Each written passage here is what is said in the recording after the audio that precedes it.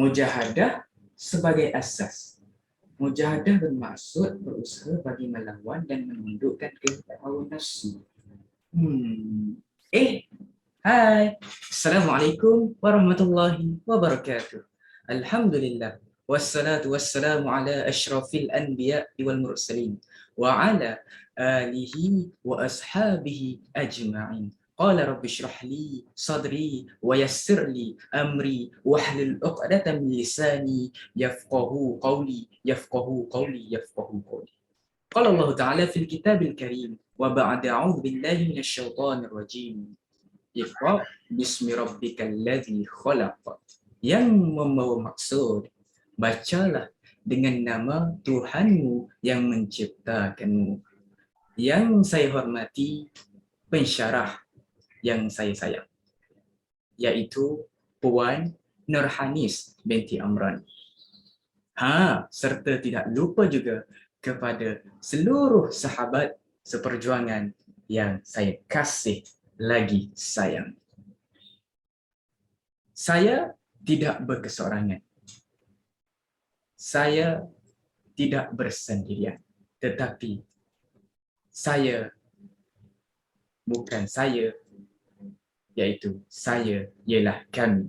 Kami daripada kumpulan ini dan ahli-ahlinya yang terdiri, saya sendiri, Wan Muhammad Hanif bin Mustafa, nombor matrik 20021997, Ahmad Muinuddin bin Ahmad Mahir, Muhammad Razif bin Rashid, dan Uwas Kauni bin Ahmad Rushdan.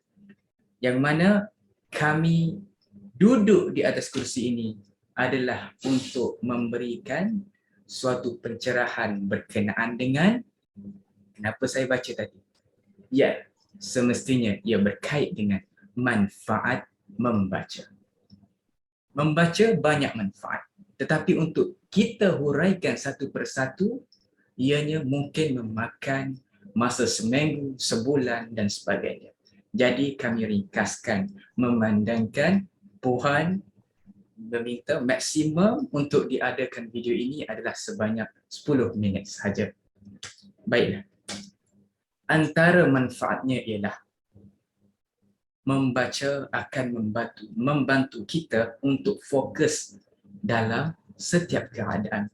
Apabila kita membaca, semestinya ia memerlukan daya kekreatifan dan juga daya konsentrasi. Kerana sekiranya berlakunya perbuatan dua dalam satu, ianya sekaligus tidak akan memperoleh kualiti yang grade A.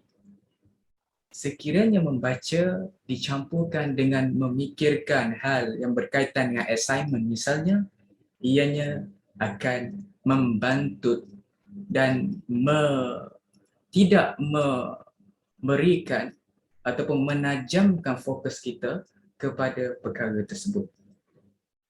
Jadi, dengan membaca, ianya akan melatih kita. Terus, insya-Allah, selepas pada kita memulakan peringkat fokus dalam membaca sekaligus, insya-Allah kita akan memberikan fokus kepada rutin yang lain. Sekian daripada saya menyerahkan baton ini kepada sahabat saya, Ahmad Muinuddin. Silakan. Okey, terima kasih saudara Muhammad Hanif. Okey, saya akan menyambungkan manfaat membaca. Antara manfaat membaca yang lain ialah sebelum tu saya perkenalkan diri saya dulu. Nama saya Ahmad Muinuddin bin Ahmad Mahir. Nombor matrik 2002-2014. Okey, seterusnya.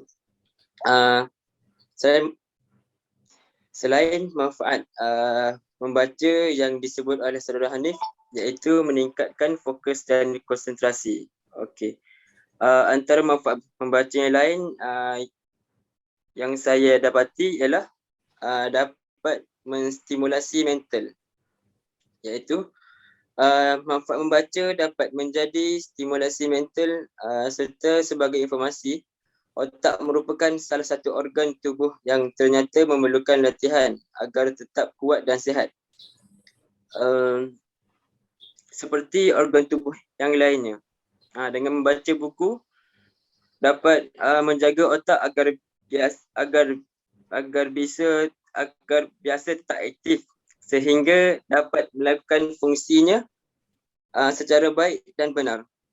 Beberapa penelitian juga telah membuktikan bahawa dengan membaca buku dapat merangsang mental, bahkan dapat mencegah penyakit Alzheimer dan demensia.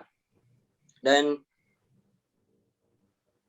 manfaat membaca juga di samping itu, ia penurunan memori dan fungsi otak merupakan efek samping dari penuaan.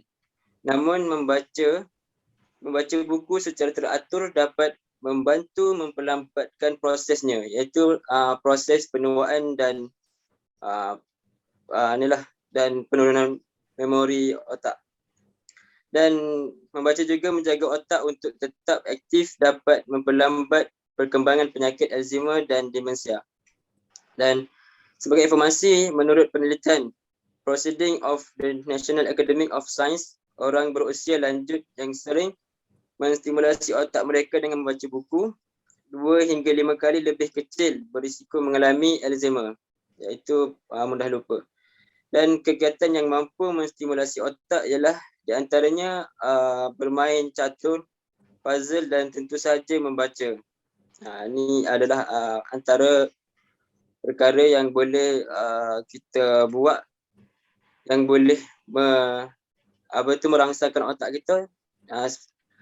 Yang selain daripada membaca ialah seperti bermain catur dan bermain puzzle. Dan selain itu, ada baiknya untuk memupuk kebiasaan membaca sejak muda kerana hobi membaca tidak datang begitu saja dan melainkan harus dilatih oleh diri sendiri. Jadi, jika baru mulai membaca di saat tua, kemungkinan anda akan cepat bosan dan tidak akan bertahan lama untuk membaca buku. Okey, sampai di situ saja penjelasan saya dan saya akan memberikan kepada saudara Aziz. Terima kasih ucapkan kepada Ahmad Muinuddin. Sebelum saya menyambung isi saya perkenalkan diri saya Muhammad Raziz bin Rashid, nombor matrik 2002-1993. Manfaat membaca juga dapat menambahkan perbendaharaan kosakata.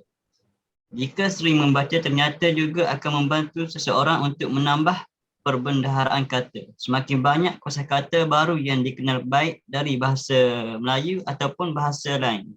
Kosakata yang banyak pastinya akan menambah kemampuan dan kepercayaan diri kita dalam mengutarakan pendapat, terutama di depan umum. Jika selain ini kamu kesulitan untuk merangkai kata yang tepat, dengan membaca kamu dapat mengatasi hal tersebut. Rutin membaca berbagai buku akan memberikan kosakata yang lebih beragam pada diri seseorang. Hal tersebut tentu saja dapat membantu dalam berbagai aktiviti maupun kegiatan seharian. Dengan kosakata yang lebih beragam, kata-kata yang kamu rangkai akan lebih bermakna dan memiliki tafsiran yang cukup luas. Di sisi lain, manfaat ini juga dapat dirasakan oleh anak-anak. Pasalnya, manfaat membaca buku bagi anak untuk dapat merangsang kemampuan berbahasa anak. Jika ibu membacakan buku cerita, anak akan mengamati dan belajar berbagai macam kosakata baru yang belum pernah diketahui sebelumnya.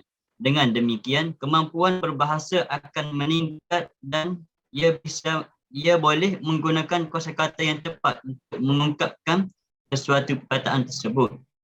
Biasanya, anak perempuan yang lebih cepat merasakan manfaat ini kerana anak perempuan memiliki tingkat fokus yang lebih tinggi ketika mendengarkan cerita berbanding dengan anak laki-laki.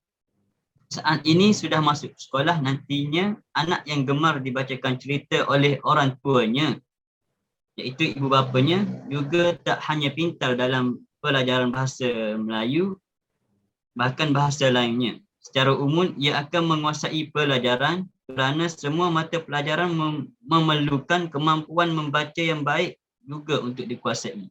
Penelitian menunjukkan bahawa anak-anak yang dibacakan buku oleh orang tuanya akan memiliki kosakata yang lebih banyak serta keterampilan matematika yang lebih maju daripada anak-anak lain seusia mereka.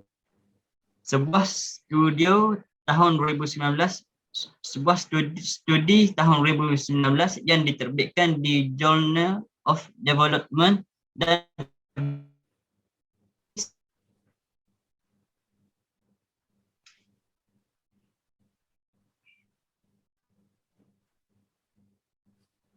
itu lebih dari 5 tahun, sang anak bisa memiliki kosakata hingga 1.4 juta kata. Okey, itu saja daripada saya. Seterusnya saya serahkan kepada Yuas Korni. Kepada Muhammad Aziz. Seterusnya, manfaat membaca yang boleh kita ambil daripada amalan membaca ini adalah ianya sebagai satu hiburan yang bermanfaat. Membaca ini kita dapat menjadikan hiburan yang paling bermanfaat kerana ia merupakan hiburan ataupun hobi yang dapat kita isi masa lapang selain menambahkan ilmu pengetahuan. Yang mana ilmu ini kita dapat menggunakannya pada masa akan datang seperti mana apabila kita sebagai seorang guru, seorang pengajar, dan contoh-contoh yang kita boleh tengok adalah sebagai penceramah Ustaz Azhar Idrus, Ustaz Badrul Hisham, Dr. Harimat dan lain-lain. Manfaat membaca ini jauh lebih banyak daripada aktiviti atau hobi-hobi lain yang biasa kita buat seperti bermain bola, bermain game ataupun lain-lain. Kesimpulannya, sebagai seorang penuntut ilmu, kita hendaklah menggalakkan diri kita ni dalam amalan dan konsentrasi, mengurangkan stres, menambahkan ilmu pengetahuan dan merupakan satu hobi yang bermanfaat. Tak kata pepatah, membaca itu jabatan ilmu. Akhir kalam, apa yang baik itu datang daripada Allah dan apa yang kurang itu datang daripada kami berkumpulan. Wabillahi taufiq wal hidayah. Assalamualaikum warahmatullahi wabarakatuh.